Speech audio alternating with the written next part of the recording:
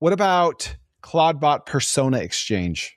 Claude Persona Exchange. So I think, well, it's now OpenClaw. I guess since I wrote this idea, it's now OpenClaw. But I think that you're seeing that OpenClaw, the future of OpenClaw is this is the next operating system, right? Like you have, Windows, you have returned to DOS, then you have the cloud became the next operating system, and then mobile became the next operating system paradigm. I think you're seeing that OpenClaw is going to be the next operating system. That's why interesting. OpenAI bought it. Like they're turning into a foundation. It is the next Linux, right? In my opinion. And the beautiful thing about it is I think that you and I are going to be buying personas online created by creators, right? To where somebody who says, I want a marketing manager. It's like, okay, I'm going to buy the marketing manager persona from Chris.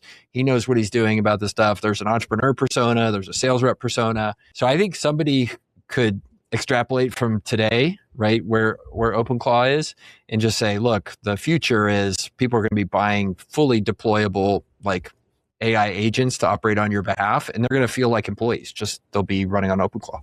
Oh man, I love this a lot. So do you think it would be like a SaaS play for recurring revenue or a one-time fee and then the buyer just has to pay the token costs or something? I think it will look like software does, where I think there will be some freeware versions of those where it's open source, but then I think there'll be closed source versions as well, where you go and you're like, the equivalent of whoever is the Salesforce of the future, right? It actually sells you a closed source Salesforce, then you pay them per month, or you might pay an all upfront license, kind of like you do with software. But I think it'll be a dichotomy that way. You have the open source, and I think there'll be closed source versions. Yeah. So let's say I'm a business owner and I want to start using cold emails to grow my business.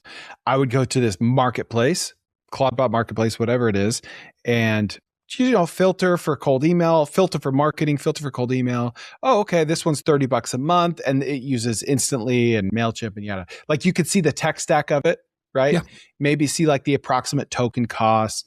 And then like me personally, Chris could be like, I'm going to sell my own version of this because my cold emailing is special or unique for X, Y, or Z reason. And then maybe people could filter and see mine in there. Like, what? I want to buy Chris's because I like his marketing methods. Is that kind of what you're saying? Yeah, 100%. Yeah.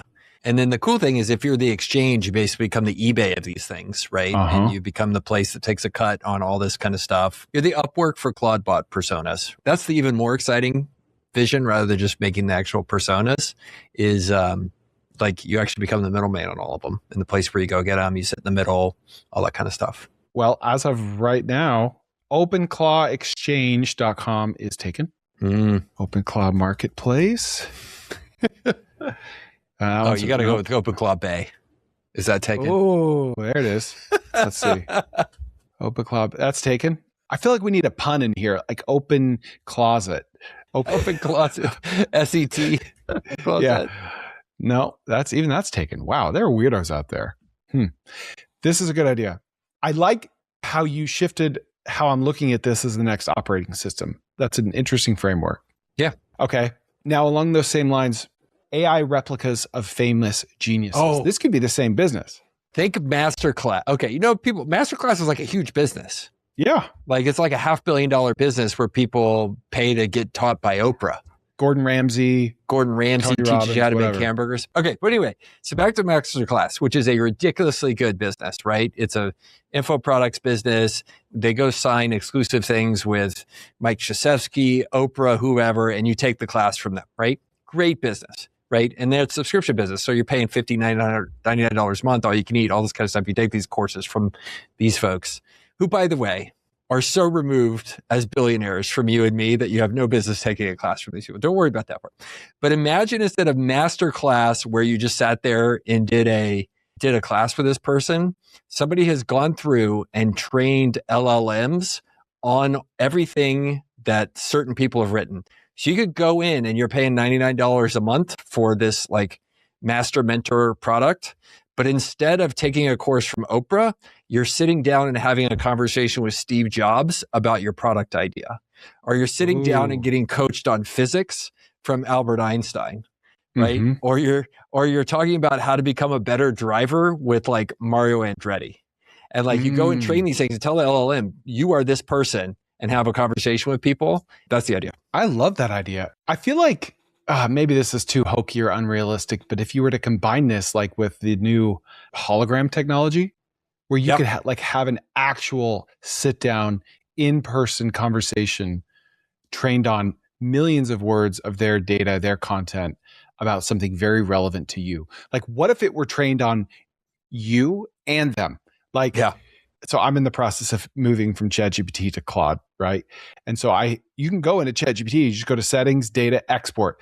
It's been 4 days. My data still hasn't exported because there's so much in there, right? Wow. But imagine if you take all that. Now, of course, you have context window limitations, but those will be gone at some point. And you upload them. You take all of Albert Einstein's stuff, you upload it, and you just have this conversation with a person that knows everything about something and also everything about you. Right. How valuable would that be? I love this idea. That's really good. That's a good one. That's a good one. Albert Einstein looked at everything about your life, and here's what he thinks you should do. Yeah, you're a screw up. You should start smoking a pipe. he thinks you should just give up. You're nowhere near as good as he was. Oh man. Anyway, that was it. That was the whole idea. I was like, oh man, it'd be awesome if you could pay $99 a month and talk to Steve Jobs. Like, who needs to go to intro.co and talk to mentors there? Like, nah, just go straight to Steve. $99 a month. Well, I mean, what if you even what if it was built on Tom Brady and you're a high school quarterback? Yeah. And your buddy takes a video of you throwing the football and Tom's like, no, listen, you really got to move your elbow out a little bit. Like, how many people would pay for that? There's no end to that.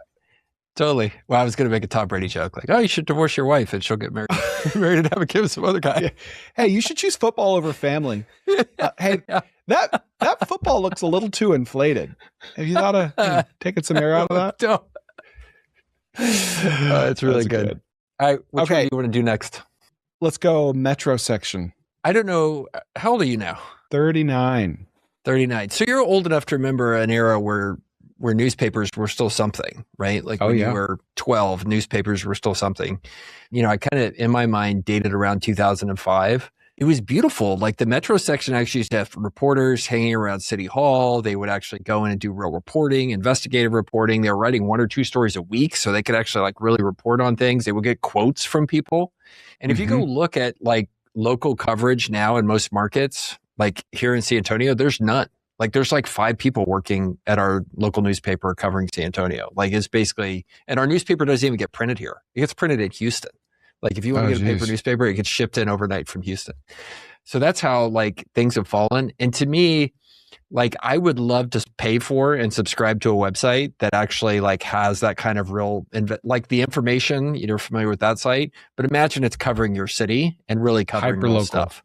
So, the cool thing is I think small businesses are desperate to market to smart people who are wanting to subscribe to something like that. And if you kind of do the math, it doesn't have to get that big for this thing to get really profitable once you kind of put ads in the whole thing. If you're charging people $20 a month, which is relatively cheap compared to some other newspapers. I mean, people pay $50 a month for the Bloomberg magazine. To me, I wish this existed.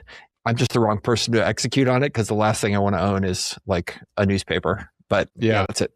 You might not know this, but this is not my full channel. If you want to watch the full episode of the segment that you just saw, go ahead and check this out or the link in the description.